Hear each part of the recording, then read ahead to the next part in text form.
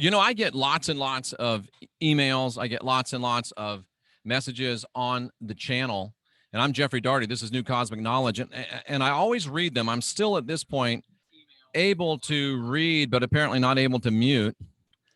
I am still at this point able to read everything that comes across my desk, so to speak. And I do read it and I try to respond. And Sandra's been really good at giving me gentle nudges and reminders to respond. And going forward, you will get responses from me. They might be from Sandra because we're working together and Sandra's going to be working with me in this work. So, and I don't think you'll mind if Sandra responds, but we are going to respond to you.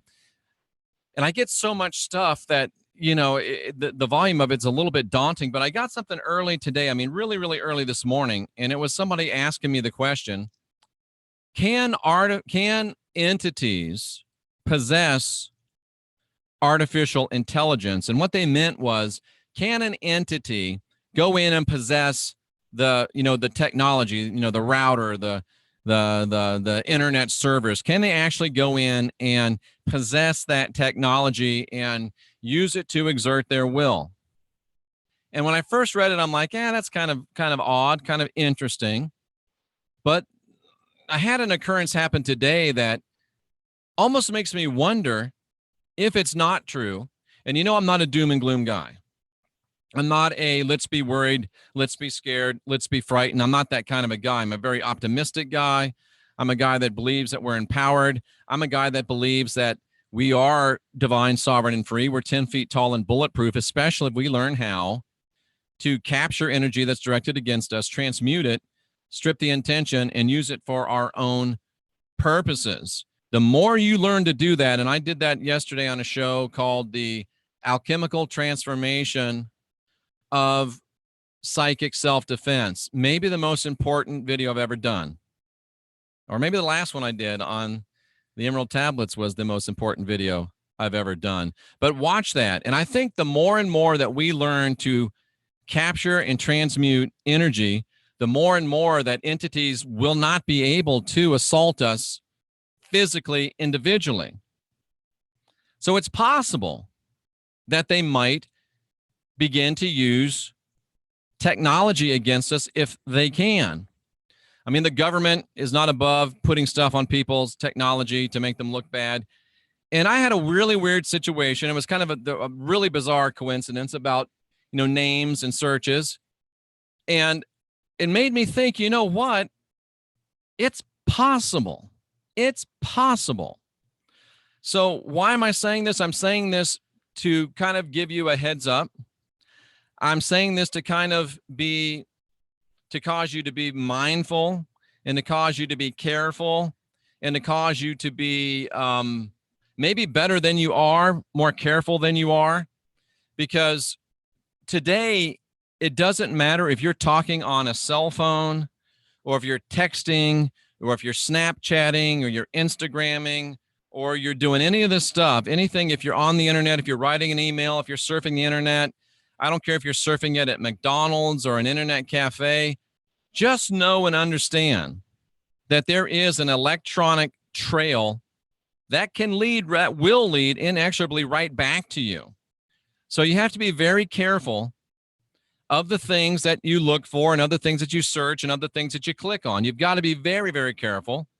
And you got to be very, very mindful. And I was guilty of not being so much so over the past few days. I can't remember exactly when. Innocent. You know, and here's the thing, folks. When you type in things now, and Jay Campbell taught me this, when you say I'm typing in, I'm trying to find my dad who's Don Daugherty. Let's say I'm typing in Don Daugherty. You're just typing it into a search engine. And then there's a guy that's called Don's Plumbing or Don's Restaurant. It'll auto-populate that for you, and it'll make suggestions for you in your server. And people pay big money for this.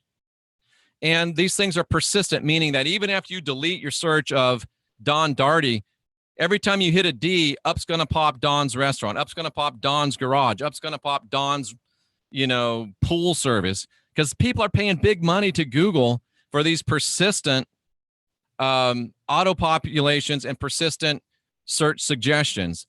Jay is a master of all this, and I just got off the phone with him. He's like, yeah, dude, that stuff will probably never, ever leave. Even if you delete your history and stuff, it's persistent. It comes back and it comes back and it comes back. So I'm just trying to say, be careful what you're searching on the internet, and know that there's nothing secret.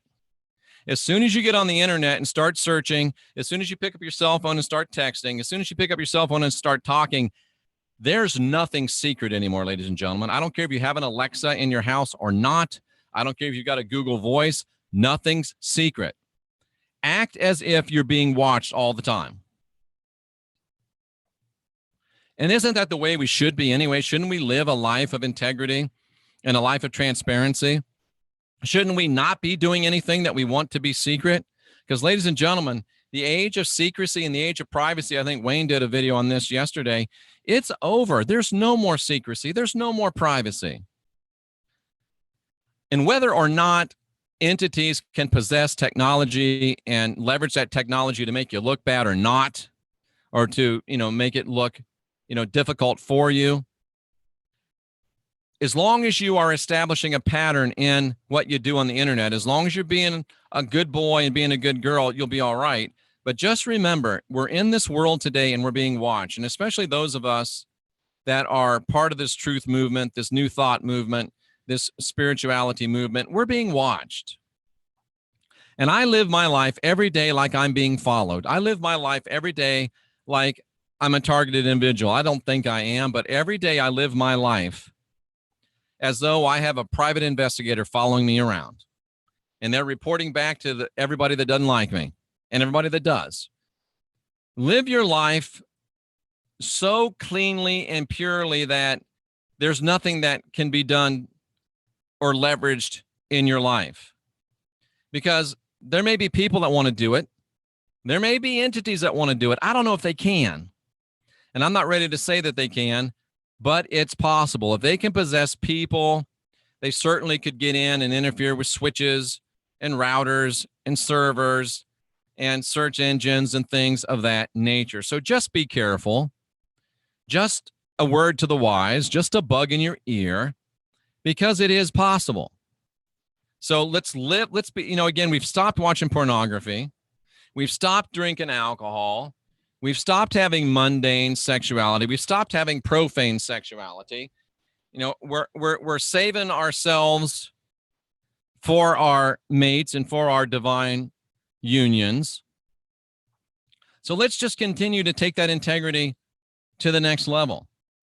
Let's not do anything, be anything, watch anything, look at anything, search anything, click on anything that, number one, would take us out of the sacred and move us into the profane or the mundane. And let's don't do anything that, taken out of context, could be used against us to leverage us and to make us individually look bad and to make our movement look bad. So not a be afraid, not a be worried, not a be scared, but just a be mindful.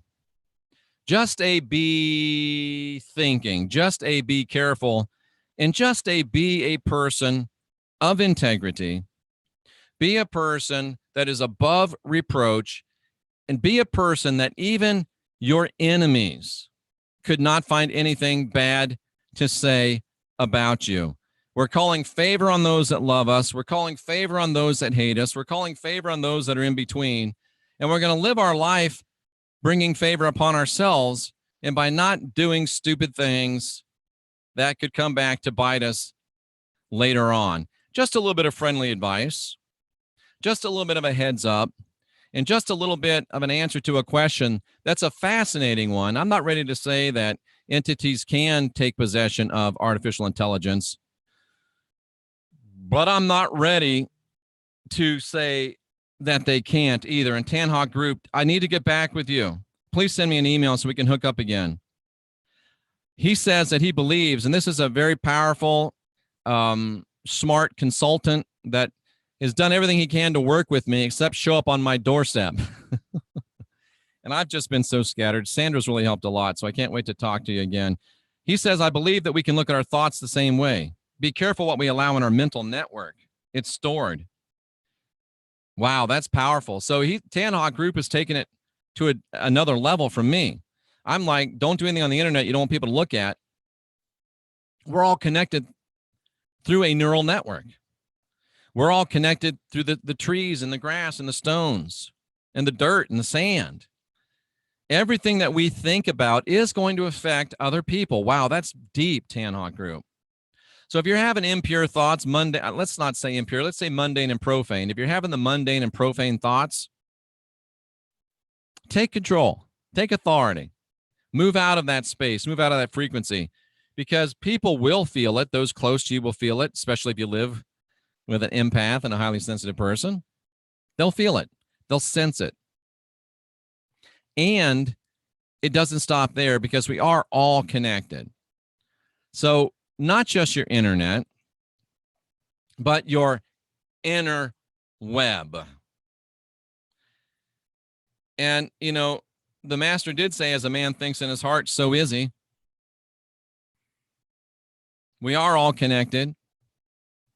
So let's call ourselves to a higher standard. I did too, Nancy. Sandra and I don't, either of us have a television, and we won't have one in our new home either. So let's call ourselves to a new standard. Let's call ourselves to a higher level, and let's begin to do service to others by controlling what we think about and controlling what we broadcast to the ether, because we don't want anyone else picking up our garbage. I like it. Boy, that's a call to a higher level, isn't it? That's a call to a higher standard, isn't it? Is it a high calling? Yes, it is. Are we capable of it? Yes, we are. Is it hard, as Pierce says? Yes, it is, especially at the beginning. But if you find in it, but if you think about it, this is a perfect way to learn about capturing energy that's coming at us and transmuting it. You know, if someone's sending bad energy to you, you catch the arrow, you blow out the intention, you ingest the energy, you use it for yourself. You can start that game in your own mind. And I think, what's her name? Lady Hawk, Sherry. She said, if you do the same thing in your mind, if a thought comes into your mind that's either not yours or it's not in alignment with your morality, just take control of it and say, no, I don't like that thought. I don't honor that thought. That thought has to leave. And that's what you do in the meditation cushion. You're like, oh, that thought is not me. It's out here. You let it go by. But when you're thinking and something comes into you, I'm gonna watch some porn. No, I'm not gonna watch some porn. That's not in alignment with my higher self. I'm gonna let it go on by. I'm gonna let it go on by. Cancel that. Pierce, very well stated. If something comes into your mind, I hate that person. Cancel. I call favor upon that person. I'm so ugly. Cancel. I'm made in the image of the divine. Why am I so fat? Cancel. How can I get to my ideal weight? Fasting. Pierce says that's what he does, and it does take practice. Cancel, cancel, cancel. I love it. Sandra has a great one too. She says disengage. If you feel like there's someone that's messing with you and you want to just disengage. Cancel and disengage. Those are two words that will keep you at a higher level. I'm Jeffrey Daugherty. This is the New Cosmic Knowledge Channel. You're divine, you're sovereign, you're free.